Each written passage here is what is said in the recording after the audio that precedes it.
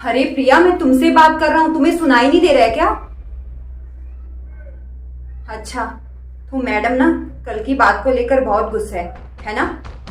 पर मैंने सुबह भी बोला था और अभी भी बोल देता हूँ, गलती तुम्हारी थी, मेरी नहीं।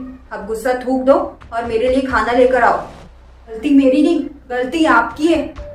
बहू, बेटा सही तो कह रहा है, गलती तुम्हारी होगी। और तुम भी ना मेरे बेटे के साथ हमेशा झगड़ा करती रहती हो। तुम्हें तो बस एक मौका चाहिए। तुम्हें दिख नहीं रहा कि अभी अभी ये ऑफिस से आया है, थका होगा, इसको खाने के लिए पूछ लूं? पर तुम हो ना, तुम्हें तो बस एक मौका चाहिए झगड़ा करने के लिए। अब जाओ, बेटे के लिए ना खाना लेकर आओ। जब देखो मेरे बेटे के साथ झगड़ा करती रहती है। ठीक है मम्मी जी। और बेटा, तुम भी ना हाथ मुंह धो के ना खाना खा लो। ठीक है माँ।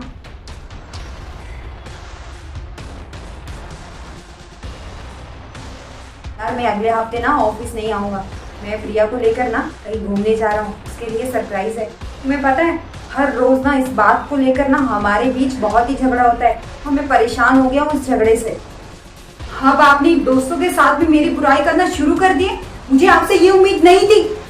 प्रिया, मैं तुम्हारी बुराई क्यों करूंगा, वो भी अपने दोस्त से। आप ना ज्यादा झूठ मत बोलो, मैं सब जानती हूँ। जब देखो ना तुम मुझसे झगड़ा करने पे आ जाती हो। मैं ना तुम्हारी रोज रोज के झगड़े से परेशान हो गया हूँ। बहू, तुमने फिर से मेरे बेटे के साथ झगड़ा शुरू कर दिया ना।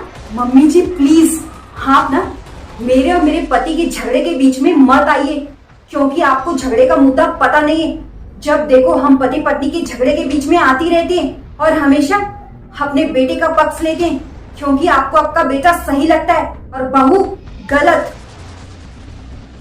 और मम्मी जी, जरूरी नहीं कि हमेशा आपका बेटा सही हो। और हाँ, पति पत्नी के झगड़े के बीच में ना किसी तीसरे को नहीं आना चाहिए। क्या आपको ये नहीं पता? बहू ने आज कितनी बड़ी बात बोल दी मुझे। मैं एक माँ हूँ और क्या माँ को बीच में बोलने का कोई हक नहीं?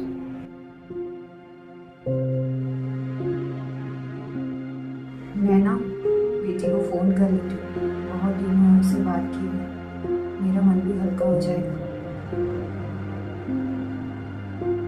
माँ, मैं और प्रिया ना बाहर जा रहे हैं, तुम खाना खा लेना। प्रिया ने खाना बना दिया है, हमें आने में थोड़ा लेट हो जाएगा। ठीक है बेटा, मैं खाना खा लूंगी, तुम दोनों ध्यान से जाना। हाँ, अपना ध्यान रखना। हाँ, ठीक है बेटा।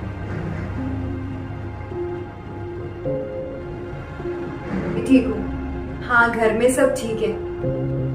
अच्छा आंटी जी, मैं आपको ना थोड़ी देर में कॉल करती हूँ। क्या है ना, मम्मी जी का फोन आ रहा है। हाँ ठीक है, मैं आपको बाद में कॉल करती हूँ। हाँ ठीक है। हेलो। हाँ बेटी। हाँ माँ, कैसी हो? बस बेटी, मैं भी ठीक हूँ। बता दो ना, मुझे पता है तुम्हें कुछ हुआ है। हाँ, तुम्हारी आवाज से लग रहा है। क्या हुआ, बोलो। कल ना तुम्हारे भाई भाभी के बीच बहुत झगड़ा हुआ, बहुत ही ज्यादा। जैसे मैं उन्हें समझाने के लिए गई तो तुम्हारी भाभी बोलती है, मम्मी जी आपको बीच में आने की जरूरत नहीं है। हाँ बेटा, तू ही बता, आखिर मैं माँ हूँ, कोई तीसरी कोड़ी ना। अब क्या उनके बीच में बोल भी नहीं सकती? क्या मेरा इतना भी हक नहीं? अरे माँ, भाभी बिल्कुल सही बोल रही है।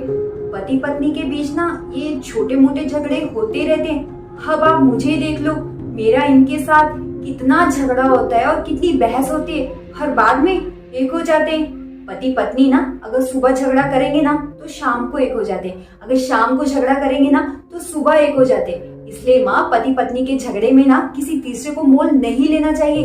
एक छोटा सा तिनका भी ना पति पत्नी के बीच तीसरा ही होता है।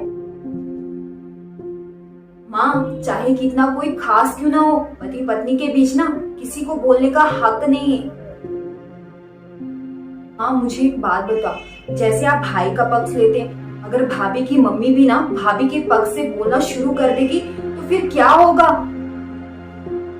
आपको तो पता है भाई भाभी के बीच कितना झगड़ा होता है, पर बाद में वो एक हो जाते हैं। फिर साथ में दोनों मूवी देखने जाते हैं, खाना खाने जाते हैं और बाहर घूमने जाते हैं।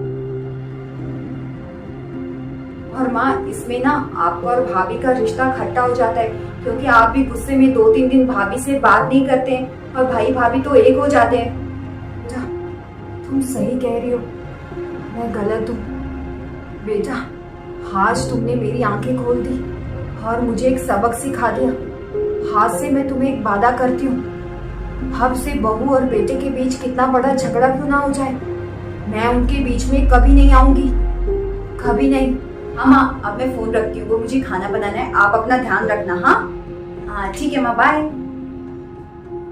आज सच में मेरी बेटी ने मेरी आंखें खोल दी, मुझे इतना बड़ा सबक सिखा दिया।